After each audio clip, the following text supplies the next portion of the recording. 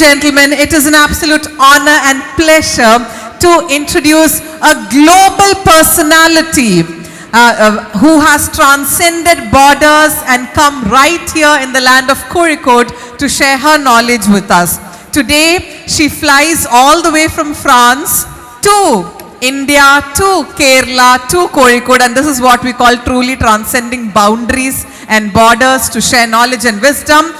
Ladies and gentlemen, the session that we are going to have is about navigating the challenges and opportunities of a more secure digital ecosystem in the golden age of emerging tech investments. And this session is going to be taken by Professor Hoda Alkhzaimi, co-chair for Global Future Council for Cybersecurity, World Economic Forum. Yes, we have a global personality who's part of the WEF. And she is also an advisor and board member for multiple organizations, Blueverse Ventures, Dubai World Congress for Self-Driving Transport, etc. So, ladies and gentlemen, dear delegates, in an era marked by unprecedented technological advancements, our keynote speaker will illuminate, or rather we are going to have a fireside chat today. So there'll be Professor Hoda, and we'll also have Ms. Rekha, who will be having a conversation with her. So we are going to talk about the secure digital landscape over here. So Professor Hoda Alkhzaimi is an experienced leader with 17 plus years of experience in international technological investments, specializing in industrialization and greenfield projects, recognized for strategic, financial and operational acumen, leading successful turnarounds and fostering growth in tech-based industrial ventures. Notable roles include, as I said earlier, she is the co-chair at WEF Global Cybersecurity Future Council. She is the director at Emirates Sec and president of Emirates Digital Association for Women, driving sustainable economic development and inclusivity initiatives. So, dear delegates of KTX Global Wave 2024, let us put our hands together and give a warm welcome to Professor Hoda Alkhzaimi. It's a great honor to have you here, ma'am. And accompanying Professor Hoda for this fireside chat is Ms. Rekha. She is an associate director at Grant Thornton.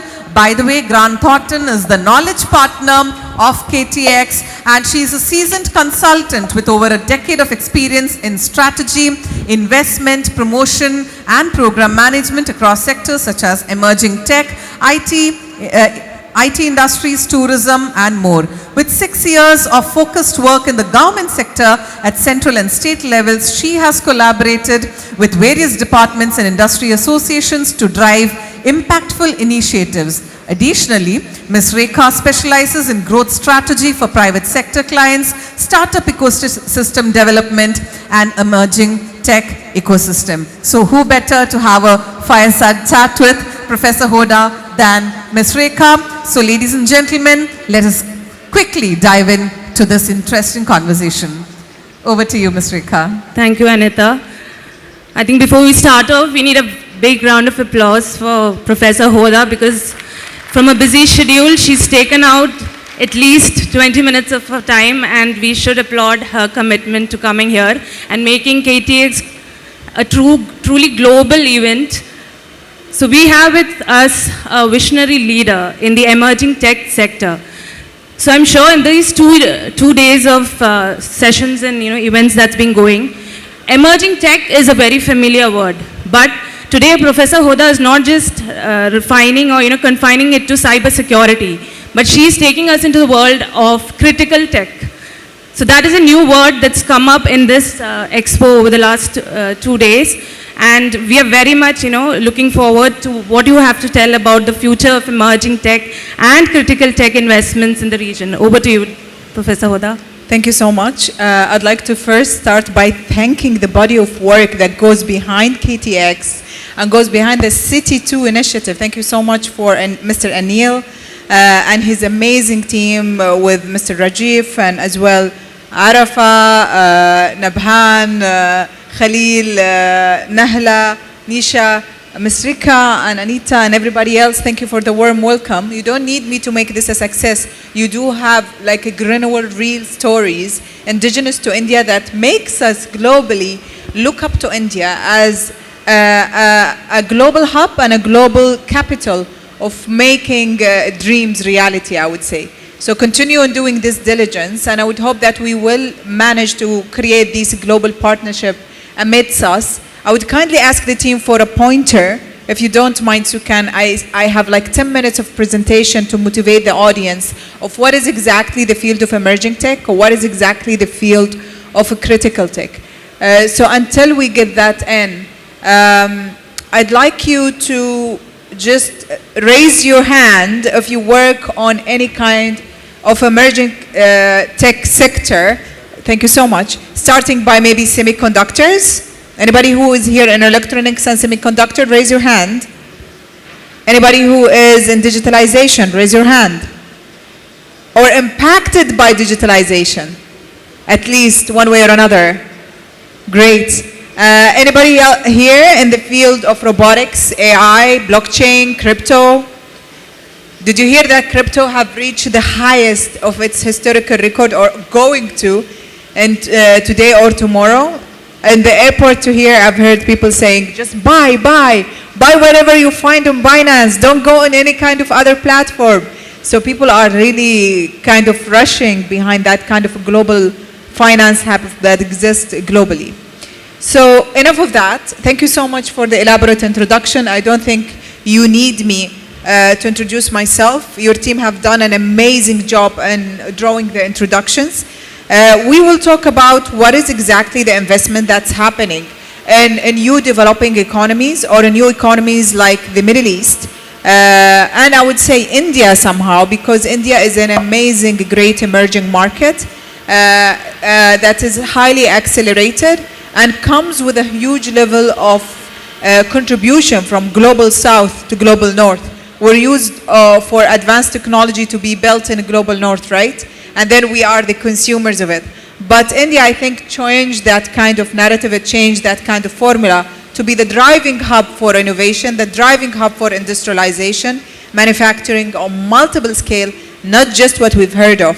I really liked what Mr. Raunat just talked about earlier when he said that you need to drive in your own indigenous products and resources coming from India, like spices, Ayurveda and others, and take it globally from an Indian perspective. If you can take that kind of ultra-human ring and make it come up with all of these additional emerging notions that comes from an Indian perspective of what is health, what is well-being, what does well-being on a global level means, then that's a different story. So now when we want to talk about emerging technologies and critical technologies, I want you to have a distinctive definition of both, because emerging technology comes with the notion that things are not mature yet. We don't know if this technology actually will have an impact to market within the next 5 years or 10 years, 20 years, or it will disappear down the line.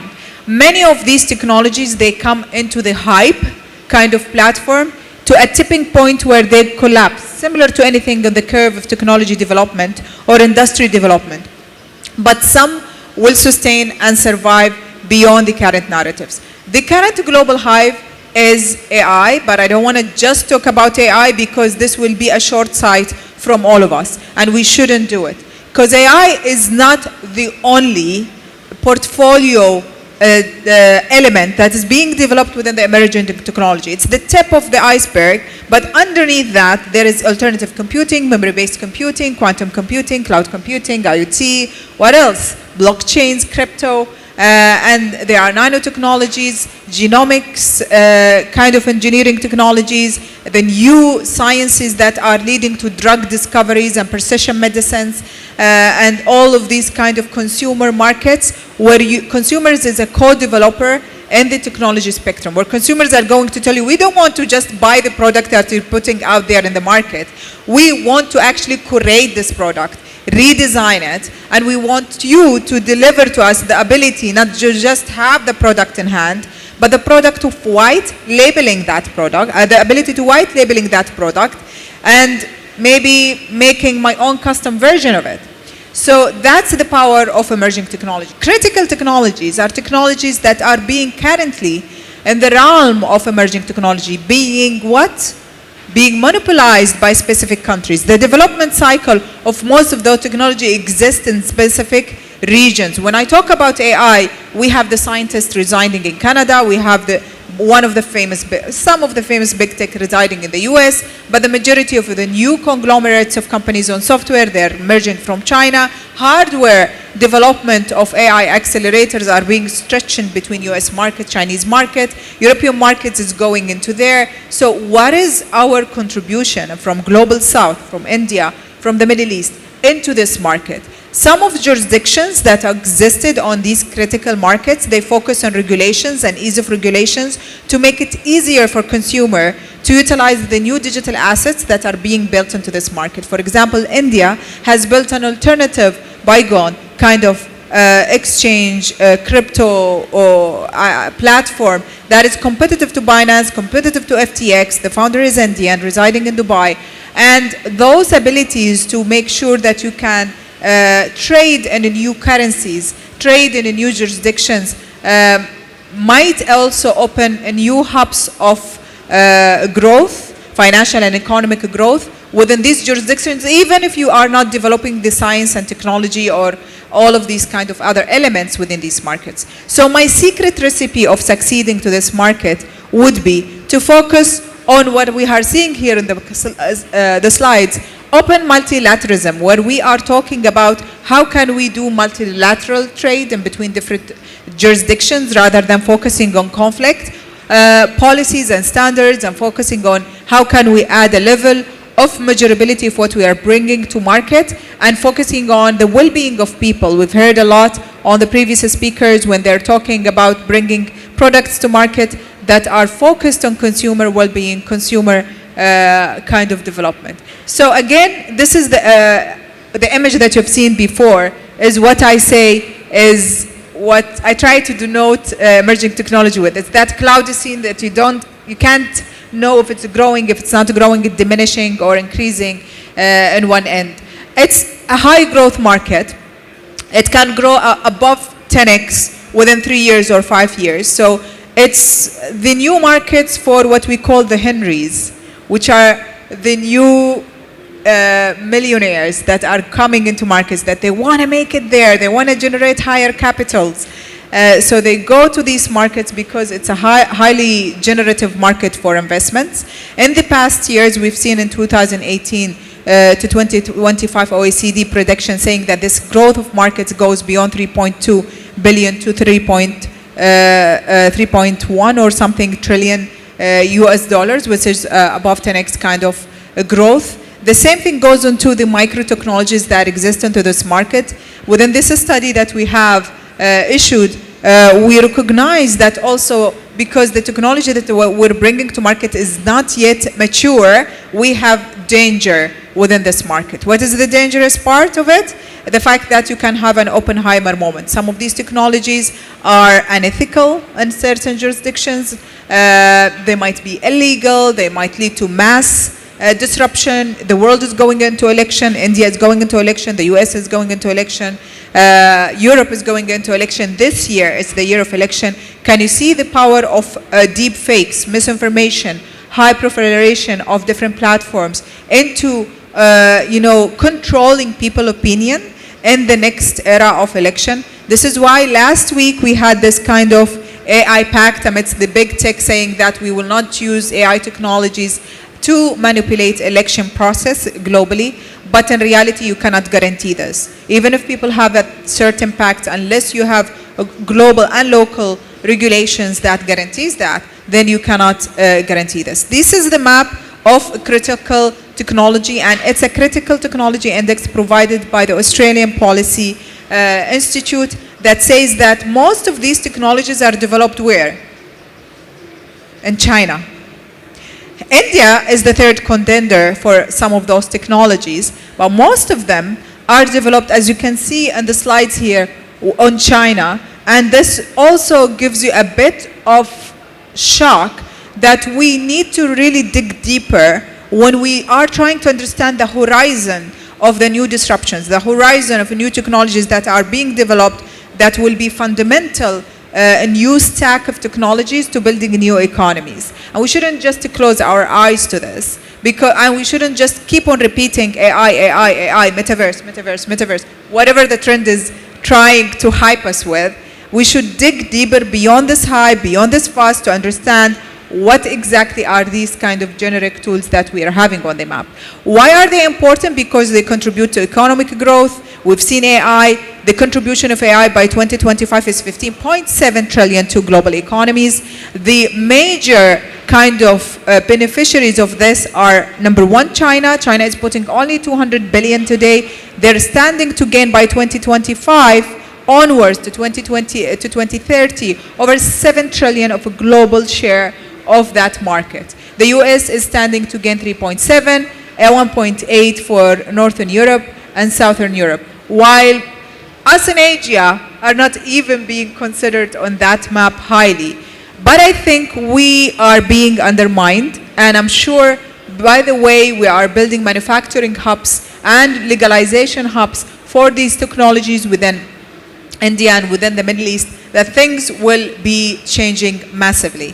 It's not just about investment in AI, also it's about investment in the underlying infrastructure that will support AI. AI cannot work on your edge computing devices without you having a phone that would be an edge computing phone. You cannot keep on using the clouds for AI computations. You cannot also keep on using normal computation power. So you have to invest in quantum computing. India is investing massively in a quantum process, as you can see on my slide here. China as well, Northern Europe, and as well the Middle East. We have seen a high, because of those kind of a flow of capital, we have seen a high rise impact on science and technology development of those kind of aspects. And why am I focusing on it? Because I want you to today to leave the room with an understanding that we need to have a deeper understanding to economic metrics beyond the GDP. When you want to think of global growth economies, number one go-to metric is GDP, right? You want to say, oh, China is the number one kind of global, whatever, high GDP, then the United States, then maybe India. But it's also, COVID gave us a sense of reality. It's not just about GDP, it's about ability of keeping that level of productivity in the middle of the crisis. We're living in a poly-crisis era where we had COVID, we have economic crisis, we have the conflict of war, we have the geopolitical tensions and the social tensions of the elections that maximizes this kind of micro indigenous societal frictions amidst different groups globally. And what glues us together is the ability to come faster up from crisis, to get up faster from crisis. And these economies that have the ability to get up faster from crisis, they normally have what? A higher total factor of productivity, or what's called in economic metric, a TFP. And the contributors to TFP is the ability to build high-skilled labor, so number of PhDs, number of engineers, number of high-skilled scientists to push into these kind of zones, and as well the innovation hubs that we've seen here, the unique hubs that build a new manufacturing zone, new packaging zone, new consumer product zones as well globally, and a flow of capital as well as societal development across the map. So these TFPs are, in my opinion, much more important than this global map of the GDP, because then countries that are considered a global contender, I'm not sure if my, it's not working. Countries who are considered the global contender here and bringing technology first and investing in R&D are not actually countries with high GDP, as you noticed in that slide. It's countries who decided to invest 3 times or maybe 60% of their GDP on innovation, on creating something new. So it's that ability to have a healthy innovation ecosystem, investment and capital flow, and as well intellectual property development. India is good on all of these spectrums, as you can tell, but also within 2024, the highest country that received a global VC injection was as well India. And this global VC injection went to manufacturing components or manufacturing companies or establishing manufacturing hubs to the point that India had a spillover effect to regional, I would say, subsidiary markets. So you will see manufacturing hubs opening in India and other as well parts of the world in the GCC, for example. And that's also a healthy global spillover effect, because you can see the crises that are happening in one part of the world benefiting another part of the world. And within the innovation cycles, which is an economic study that tells you since the ancient history, we went through different innovation cycles that change the way we work, the way we produce money, the way we have a societal and economic value being developed. And we are at the fifth, sixth wave. And this sixth and fifth wave is about conglomerates of new technologies, not just one single technology, as it used to be by first it was steam power, rail power, and then it was electronics, nuclear. Now it's about new technologies, AI, IoT, all of this kind of portfolio of new investments. And I talked earlier that you don't need to exist in Silicon Valleys in a global north anymore, because the investment is flowing from those markets through investment funds in different jurisdictions. And this is what the UAE is focusing on at the moment, building that kind of fund jurisdictions within UAE to attract global funding into these regional markets. And then another sense of uncertainty. We are seeing a high acceleration of development of technology and deliverability to this technology to consumers. Sometimes this technology, most of the time, is not well tested, well analyzed as it used to be in the past. So I will ask the mass of you to be careful when you are using the products of emerging technology, because of this high acceleration process that we're living. What used to take AI acceleration, software and hardware to maybe 16 months, 20 months to be developed in 2020, today it's taking at 3.4 months for that kind of high access and high acceleration for GPTs. And this is even faster than Moore's law. Engineers in the room, who are the engineers here? Can you raise your hands? Okay, I got more numbers on engineers here. So Moore's law tells you every 18 months you will have a lower kind of chip area and a faster computing capacity, double the ability of computing capacity. But even Moore's law is slower than the AI current development. And that's because of the race that we're having between open AI boxes and as well closed AI system black boxes that exist in different companies globally. And soon enough, we'll see about the Indian companies that are coming into the map, into building their own LLMs and their own fundamental foundational models that exist globally. The cost of developing the technology will drop from billions to actually millions, and because of this, accessibility to this technology will be diffused across the map. The way we will analyze IP will be different. I don't know if you heard of this, the girl with the girl with the pearl earring. It's a great piece of art, and there is a museum in Netherlands that asks the users, can you give us a new renditions of this piece of art? Their competition was open, there was over 400 submissions, and the winner of the competition was an AI-generated kind of piece. And people objected. 65 years old, 4 years old, who submitted to this competition said, how fair is it that an AI tool would win a competition against a human? Who owns the IP? Is it the human who submitted the code, or is it the AI tool?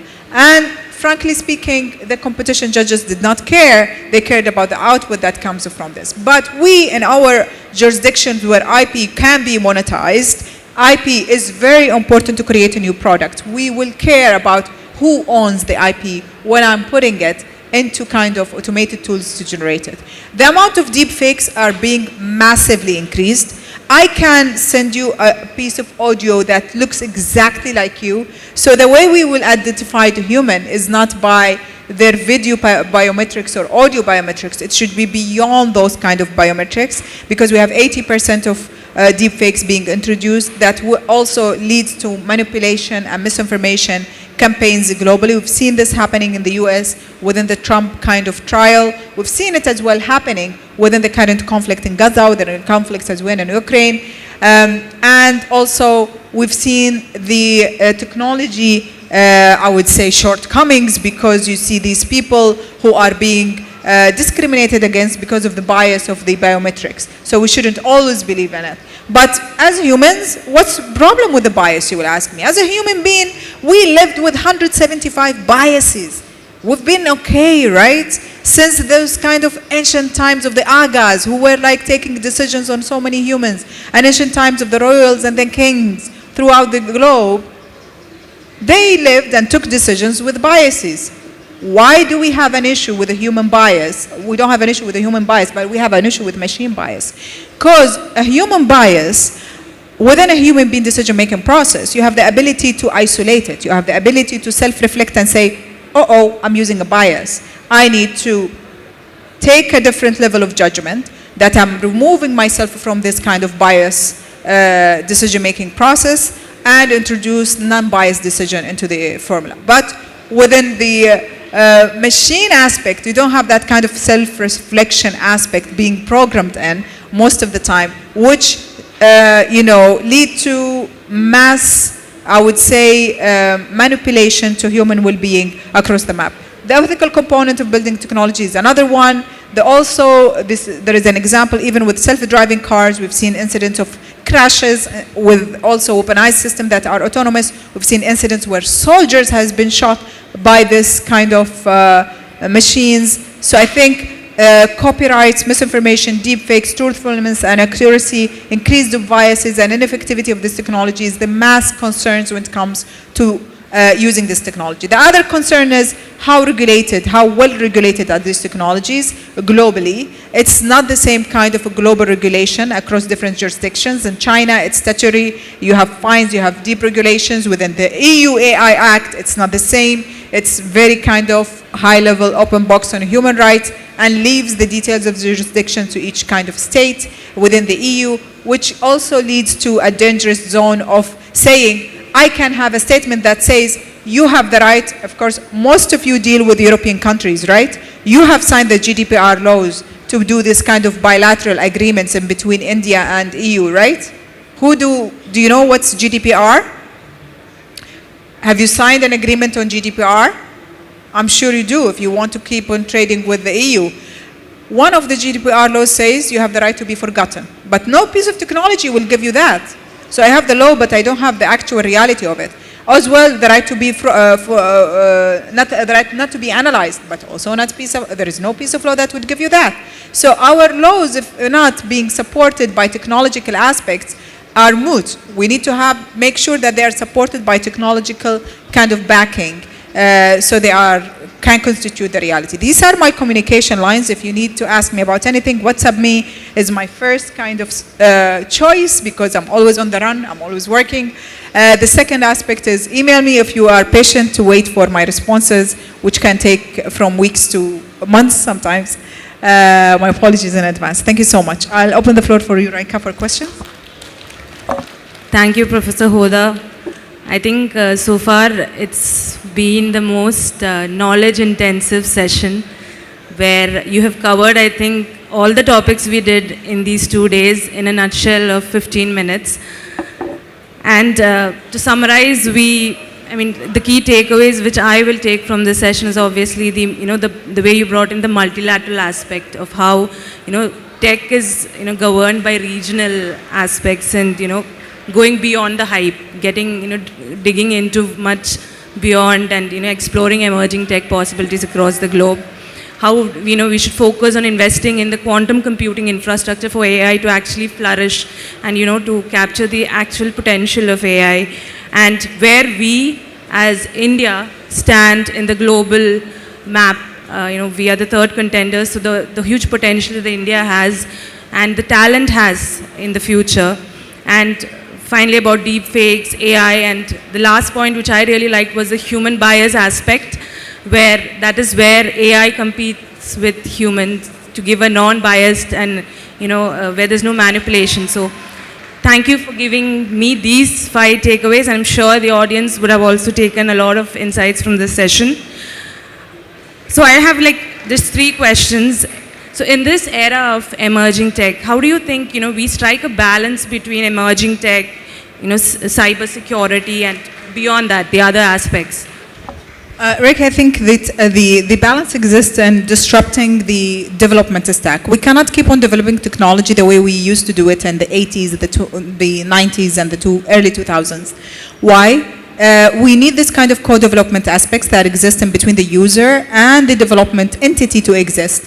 The current development stack model allows for unfair trade opportunity, where you can mine original resources from one part of the world, but that one part of the world will stay in strict poverty, while another part of the world will reap the revenue that they wouldn't stand to reap this revenue if they didn't get access to these minerals and these resources. So there is a bit of skewed balance on power, and at the same time an unequal access to profit. I would say that wouldn't be happening if you wouldn't have your iPhone in your hands if the miners who worked on mining specific minerals in Africa, for example, did not contribute to producing these minerals. So I would say we need to just make sure that the balance exists in redistributing the power that exists within technology development, allowing users to co-develop this technology, because most of the time technologies are not 100% secure. So you want the user to tell you, I'm not happy with using this half secure piece of technology that you're putting for me, and I need to improve those. And as well, by encouraging R&D hubs within business centers. It's not anymore enough for us to be integrators and users and consumers of technology. As a big tech company, or as any company, I always encourage the company to have knowledgeable people who can develop their own kind of platforms, their own kind of pieces and technology. If you don't do this, then we will be sold out down the line with maybe, half efficient platform, not what you wanted to have. Okay. So just, a thought that came up. So in this, accelerated emerging tech world, so we have a lot of businesses and startups on this floor. So, if they're shifting to cloud or, embracing machine learning or, adopting IoT, etc., what do you think they should prioritize on in this emerging tech era? I think awareness, number one, get to know what is behind the technology more than what you're just being fed on global platforms. Don't just follow the crowd. Understand the stack, the power of the stack. How is this technology being developed? What other technologies contributing to developing these technologies? Who are the main beneficiaries of developing these technologies globally? I think as users, we need to understand that prior to using the technology. Hope that answers. Sure, yes. So this will be last from my side. So for for Kerala or for India, knowledge and talent economy is something which actually drives this entire ecosystem. So I'm sure you've worked on, a lot of knowledge and talent acceleration policies. So what do you think a state like Kerala and India can actually do to accelerate this talent economy to support the emerging tech ecosystem? I like initiatives like City 2, right? And I like the fact that what we need to provide for talent is not just education and knowledge, and sometimes it's not just industrial opportunities, but it needs to be as well the resources. Do you remember the TFP I talked about, the total factor of productivity? It's also the opportunity to replicate, to create, to have that kind of opportunity, growth, and abundance ability, which means I need to give them capital. I need to give them access to producing new IPs, as access to industry, as access to knowledge, all within one resource hub. So if they decided to work for you, be this kind of, conglomerate factors of talent force to build your industry, great. But as well, you don't want your competition to come from outside India, right? You want to attribute. This is why we have something called corporate ventures sometimes, where big corporates, they would invest in creating their competitions internally because they want to have a bit of control over the profit that would be generated in the future out of those. We've seen that happening in OpenAI and Microsoft. Microsoft is also part of the body of investors who are residing on open AI. We've seen it in other industries, in Google, it happened in the past. So my suggestion is to empower your talent, make sure that they have those initiatives where we'll have a balanced opportunity hubs being provided to them. Great. So, I think even Kerala is taking an initiative to bring an emerging tech hub where they kind of, they're trying to loop in industry, academia, and as you said, the corporates to, bridge the gap between the startups and the, the knowledge economy that is there, to link them both up and bring the talent economy in this ecosystem. So with that, due to the paucity of time, I'll open the floor for questions. Thank you, Professor Hoda, for your enlightened session. We'll take a couple of questions from the audience.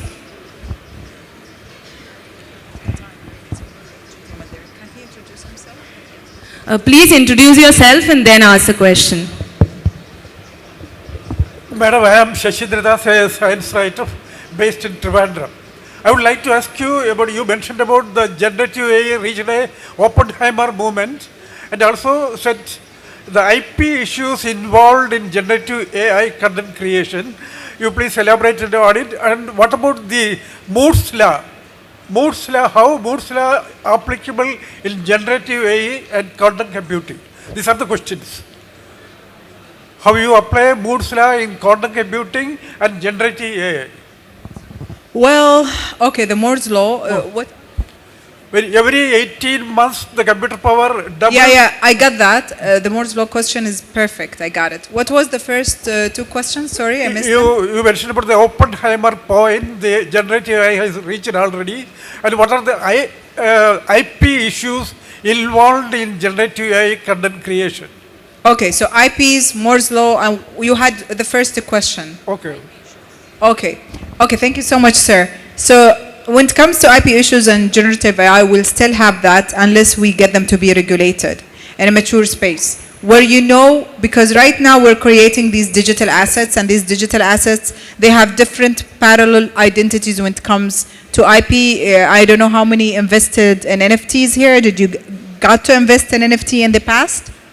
So within investment in NFTs, they tell you, which is a digital kind of asset, they tell you, for example, that if you own the piece, you own a copy of it, but you don't own the distribution. And you don't own, if you bought, for example, a piece, an NFT that's based on a piece of art that you have here, like Taj Mahal, for example. Someone could produce an NFT based on Taj Mahal. And I bought this NFT. Now, I'm the owner of this NFT, right? With my rights that I own this NFT, I don't have the right to resell it, for example. I don't have the right to redistribute it, this digital entity. So I lose a lot on monetization aspect when it comes to understanding how can I monetize a digital IP. It's not easy with digital IPs. Put into the mix the artificial intelligence part, where you have an automated power engine behind you that can create multiple versions of one single source. Then again, I need to push in for regulation for these digital aspects. With this kind of problems, it's not just a technical problem, it's also a regulation problem. We need to have a faster regulation process than the current one. Technology regulation takes 3 years to be pushed into the map, and these assets are being created within seconds. So we need to make sure that we have regulation that is agile within different jurisdictions, as well indigenous to different jurisdictions, but have enough of international harmonization. Because if you want to create one asset in India, how can I sell it in UAE? And make sure that I can monetize it similarly in UAE. All of these kind of aspects that don't exist on a physical component when it's on these assets. Moore's law, connectivity to maybe possibly AI, generative AI. As I said, Moore's law dictates the growth on hardware level. Every 18 months you will have a smaller hardware, compact hardware, faster, efficient hardware, and double kind of a speed to provide for it, which is great. Big companies, TSMC, I think, are going to lower than 10 nanometers to 2 nanometers at the moment. iPhones are trying to have something like 5 nanometers or smaller to 2 nanometers because they want you to have faster processors on your iPhones. Why do you need faster processors? Because you are also having this kind of capacity of maybe at the future you would have edge computing devices, and this edge computing devices, it means this is your computing device. This is where you can run your GPT model, not within kind of a third cloud computing hub. And if that's the case, then I need to have the power to do this in my device. Unfortunately, there has been a push to de-accelerate kind of this kind of speed and growth of hardware development globally, because there is no appetite for it sometimes, and the market is not ready for it, and all of these things.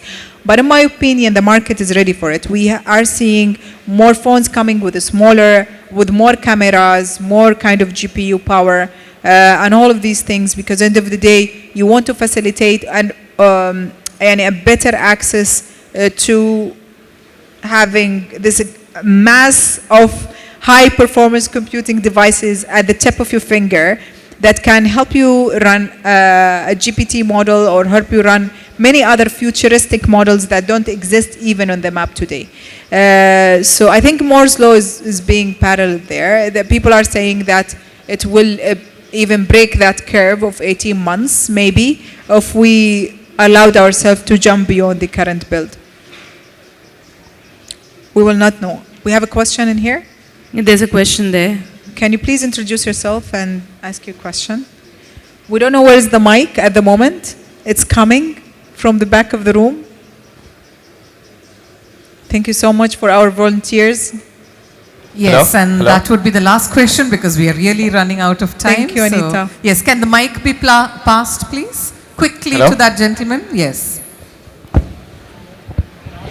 Hi, hello. I'm Zaid Samir. I'm a researcher at School of International Studies at JNU, New Delhi. So it's a simple question. It's about the knowledge control and the subjective bias that the OpenAI, we have been very dependent on ChatGPT, Google to get our historical facts. So for example, if I ask today to OpenAI like about Israeli-Palestine conflict, it would say like Israel has not colonized Palestine. It would say it's just a conflict between them.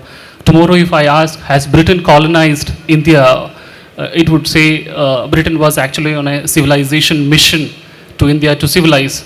So there is a subjective bias that actually comes with this all open AI.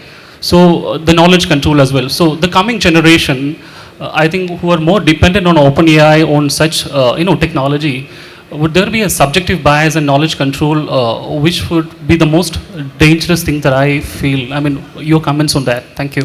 What's your name? I'm Saeed Samir. Saeed, that's a great question, and I think the answer is definitely yes. That's what we have been seeing today. In the past, we had all of these approaches of controlling nations and maybe pushing for one narrative against another narrative, where to the fact that you don't know what's the reality of history. Sometimes because we come from specific regions, our ancestors will tell us these stories that don't exist in books. They don't exist in current history, modern history. If you go to the US and try to understand what's the history of India, for example, in the 1600s, 1500s, or early on, the American perspective of what's Indian growth and Indian history is totally different than the history books of India, right? There is a bit of a gap and a lag of knowledge, and that's because historians chose to dictate things from different perspective. And for us, who are recipients of these kind of comparative pieces of knowledge, we come in to analyze it with our bias and say, I'm sorry, I came from this region. I've been conditioned to think that this piece of knowledge is closer to my, I would say, confirmation bias. So I choose to believe in the Indian narrative because it's my ancestry line. It's what I know. It's what I have been told for centuries and ages. And the other kind of perspective might not have a sense of the truth of it, because it's also, with conflict, there comes a lot of realities in between these things. In the past, you used to control this, but because there is a human element, a human judgment, we push our children to analyze, to dig deeper, to be scholarly in their analysis, and to go behind the thesis and to debate the thesis. And I think what we're losing with digitalization is the ability to have a deeper thought and a deeper perspective on debate. Because I would debate with you based on what Google told me on a chat GPT, which is a bit superficial, which has 30% of a truthfulness, and it doesn't give you a deeper kind of resource-driven or reference-driven argument. And most of the time it's biased because the models, the GPT models or the search models that existed in Google are massively westernized. They're not Indian, they're not or they're not African, or they're not Asian enough. So we need to create, this is why I am a huge advocate to creating your own science and technology. You have to create your own technology. If you don't create your own technology, you cannot create your own LLMs. If you don't create your own LLMs, you are not allowing your history to be translated into this technology. And there will be always a missing piece of narrative that your children who are exposed, or the next generation who are exposed to the only technology as the main platform of knowledge development or mediation development when it comes to conflict of opinions, they will be fed the other narrative. There is something that we call echo chambers within foreign ministry aspects. People used to do these kind of echo chambers globally because they want to push for a specific narrative, so they will do this lobbying structure. So you could be an echo chamber of my point of view, he could be an echo chamber from another point of view. If I want you to fight with him, I have to put an opposite kind of echo chambers there, so I can create a bit of friction and a war in between different regionalities. So people, rather than focusing on economic growth, they focus on fighting each other, killing each other. Why am I different than you? I am with hijab, you're not with hijab. I'm a Muslim, you're not Muslim. So all of these kind of aspects of making people dwell on differences rather than commonality exists there. And today with social media, the ability to create and automate these echo chambers are massive.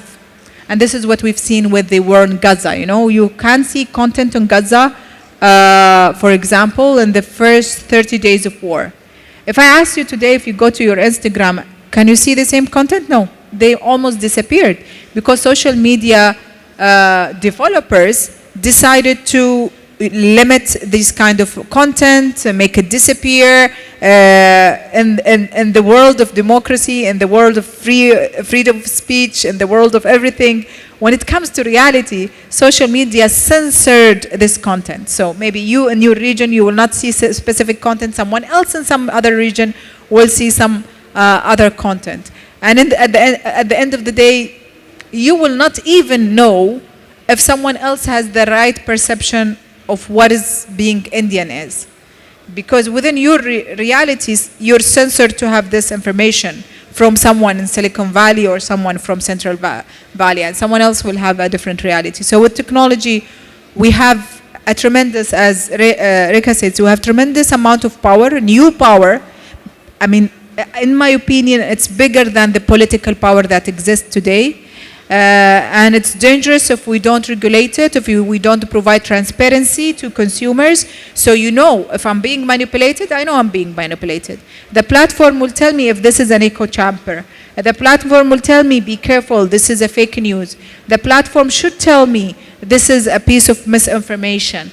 But also, it has to have a credibility rating, so I know if it's this credibility rating is efficient or not efficient as well. The conversation is very deep on this, so I will leave it to this. Thank you, Professor Hoda. I'm truly amazed by the knowledge that you have regarding emerging technologies. I think it's very rare that someone covers such multiple sectors under one broad topic. Thank you very much for enlightening us. I don't think half an hour is even enough for your session, so we are looking forward to have you at KTX 2025. We'll be giving you a bigger slot. I think it can just go on for the entire day. Thanks a lot, Professor Hoda.